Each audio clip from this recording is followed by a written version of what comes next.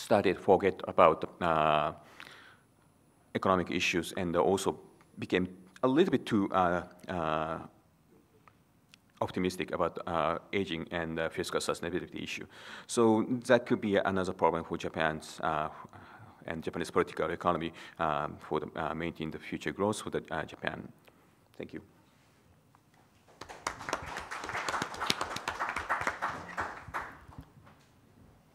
Thank you, Professor. Well, we have had 3 insightful presentations by panelists.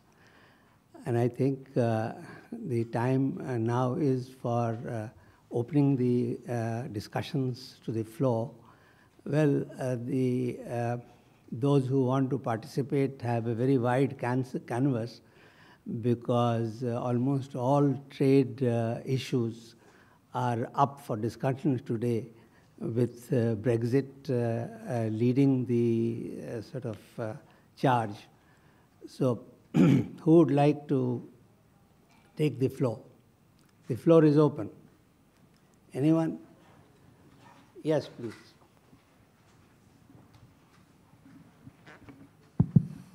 Yeah, I'm Yue Hu from Renmin University of China. So yeah, I'd just like to add a few words from the Chinese perspective.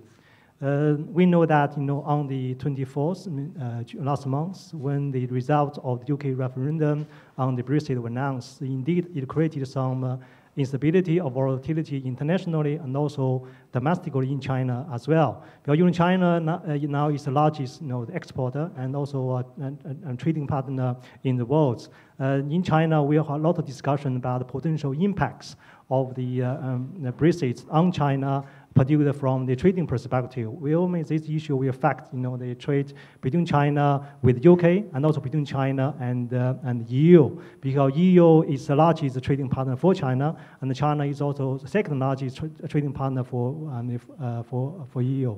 So I remember during the first week, for example, after this announcement, indeed the trading for example the trade between China and UK have been affected a little bit. However, over the past few weeks, etc., it seems that situation has stabilized. From my perspective, I think maybe that issue is good. The Brexit, for China, for the trade between China and the UK is good. Why is that? Largely because over the past many years, China have been engaged with EU on the negotiation, for example, on status of free trade, free market economy. So based on my observation, by many standards, China now is already free market. For example, the prices have been largely released and no any government control, and also by any standard, I think now it's already free market trade. However, that negotiation have been very difficult. So from this perspective, I think in the future may be easier for China to negotiate between China and UK regarding for example on free agreement zone, for free trade agreement, for example.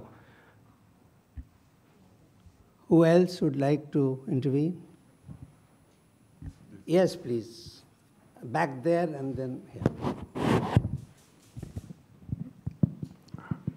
Good morning, sir. Just a small question from Dr. Singh. He mentioned that G20 had imposed restrictions on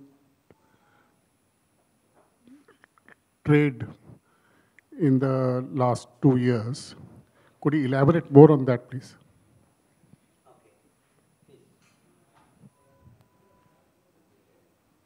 Please give the mic here. Just a quick question to Harsha. Thank you very much for sharing your views on the future of multilateral trade. You also mentioned that the TPP could serve as a model, maybe for the G20 or also for the WTO. And you mentioned also the topic of e-commerce or standards.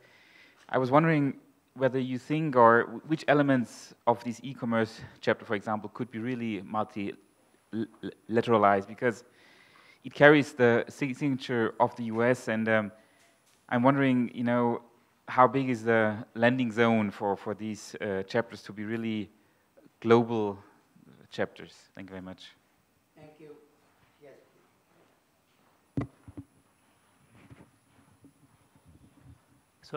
My question is to my Japanese friend.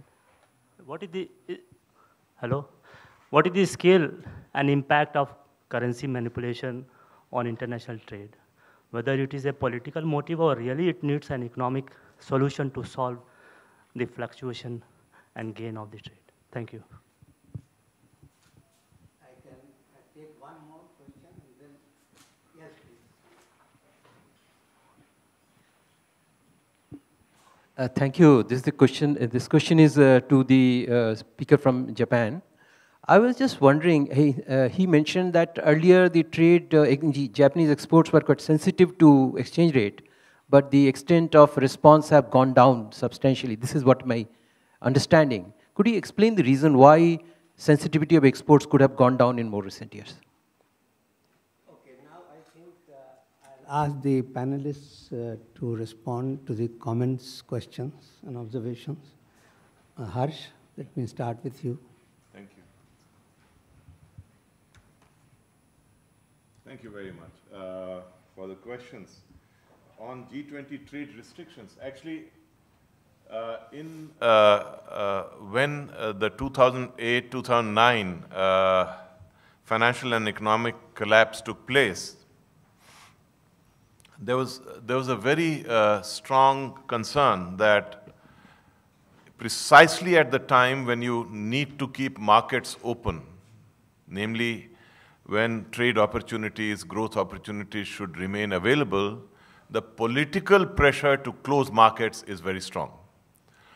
And in view of this kind of concern, the Director General of the WTO started a special monitoring report, which the G20 found of great use, and then requested 3 institutions, WTO, UNCTAD, and OECD, to send their own report on trade and investment issues which arise. And the WTO used to give information on restrictions which are there, so that there could be monitoring by other members of WTO about the measures taken that may restrict trade. At the same time, the interesting thing was it also reported measures which open trade. So that report shows that a large number of trade restrictions have been put in place over time. These trade restrictions, some of them have been removed, but a significant part of that, a very large part of that, is still in place. Because once a trade restrictions comes in place, it becomes very difficult for the policymaker to actually do away with it. And the whole pressure from a lot of people who feel that some kind of stimulus could be given by opening markets. So even going back to the extent of market opening which was prevalent before the economic collapse, here is a very, in some sense, a low-hanging fruit. You put in these measures at a time when it was difficult. Times are improving, okay, maybe not this year as much as you want, next year better than this year.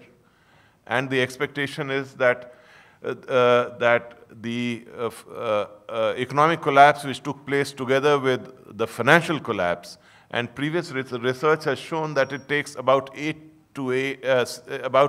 to 8 years when financial and economic collapse take place together. The revival takes about 6 to 8 years at least. So we are around that part, and we need to be very careful and give whatever stimulus we can.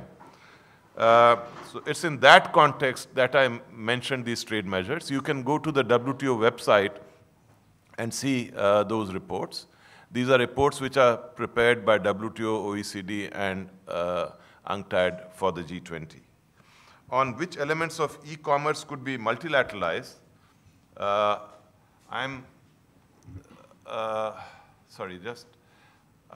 have a list of, sorry, just 1 minute.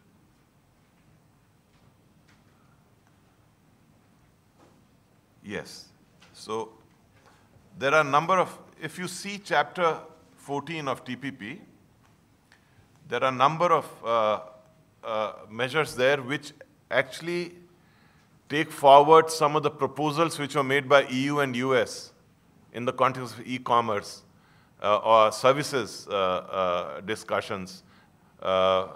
And we can discuss the details separately outside this, also along the sidelines, but we could work on avoiding any unnecessary regulatory burden on electronic transmissions, establishing certainty of market conditions in terms of principles of non-discrimination, applying generally to e-commerce. These are all, I'm telling you from the results of TPP. Facilitating use of cloud computing services, protection of personal information, protection of cross-border flow of information, then interconnection charge sharing principles, which actually are already part of telecom regulation in a number of places, cooperation amongst the parties on sharing experiences, exchanging information, assisting SMEs to overcome obstacles, encouraging self-regulation by private sector, building capabilities to address cyber security measures. And there's a very important concern which perhaps one could have first as a guideline and then with more stronger disciplines, which is with limited justifiable exceptions, agreeing to a prohibition on requiring the transfer of or access to software source code as a condition for import, distribution, sale, or use of software. So these are examples I'm giving you, which are ready-made topics on which the discussions in WTO can come up. There is also a proposal on e-commerce which has now come in the WTO. So one can look at that. That's the assessment of those who have proposed on what could be done. But I think we can go further than what the proposal does. Mr. Bernstein, would you like to? There was no specific question, but just one quick comment.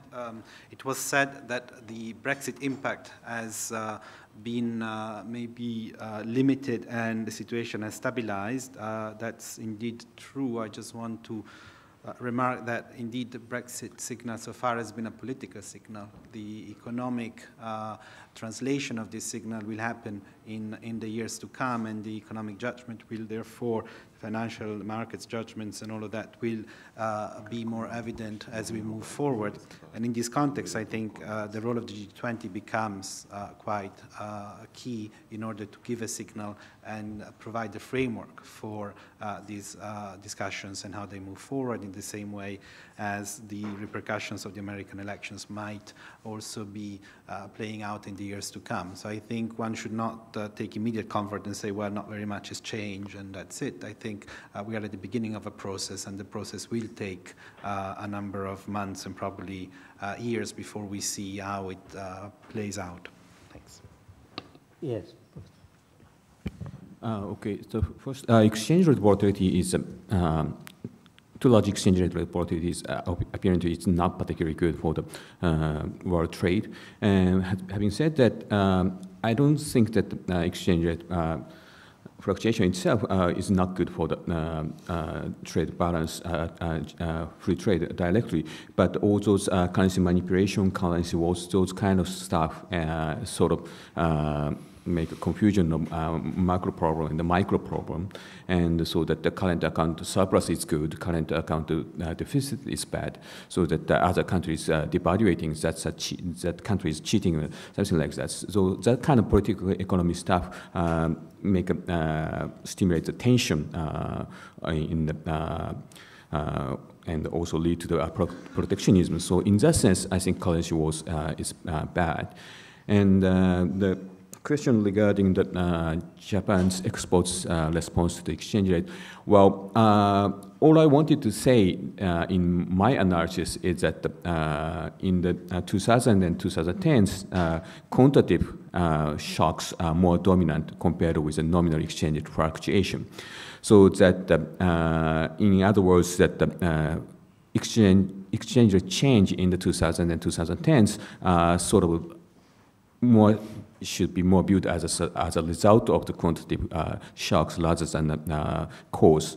Having said that, I know some my colleagues that doing the sort of more micro-oriented research, so that the Japanese exporters pricing to the market behaviors change compared with the 1990s and 1980s, so that they're more closely pricing to the foreign market, so that the Japanese exports are not really affected by exchange rate, but the profits, the Japanese corporations' profits are still very much affected by exchange rate fluctuation. Thank you. Well, we have had a wide-ranging discussion and very insightful presentations. As for Brexit itself, I think we should first try to understand the fact that although the people of Great Britain have voted in favor of Brexit, one doesn't know how it will shape the outcome, how the outcome will be. As was pointed out, there are many models that can be there, and one does not know which model will be adopted, whether it will be the Norway model or the Swiss model or the WTO model, on the basis of which the relationship between UK and EU will be governed. Much will depend on the decision in that regard. Secondly, has Brexit really become Brexitism? Is it time for us to think that this is something that will lead to unraveling of the EU? I think we'll have to wait and see before we already take a decision that there is a Brexitism trend, and that trend is affecting the overall trend of the past 2 decades, which is in favor of regionalism and mega-regionalism. In the meantime, there are currents and cross-currents, and some of them have been mentioned by the speakers. The latest is the type of noise that is coming out of the electoral debates in the United States. Well, there has been for some time a trend in the Congress against trade, and that has really shown itself as strengthening during the electoral debates. Much will depend on what happens in that regard, although the hope is that the protectionist trend will not manifest itself. Then there are other trends. This economic slowdown is there. Then the trend which has been created by the supply chains and international production sharing, all these will determine the trade outcome in the coming decades or the coming years. We are not in a position to already think about the coming decades. So, in the end, I think I have to thank the panelists for their presentations and the audience for the show of patience. So thank you very much. The session is closed.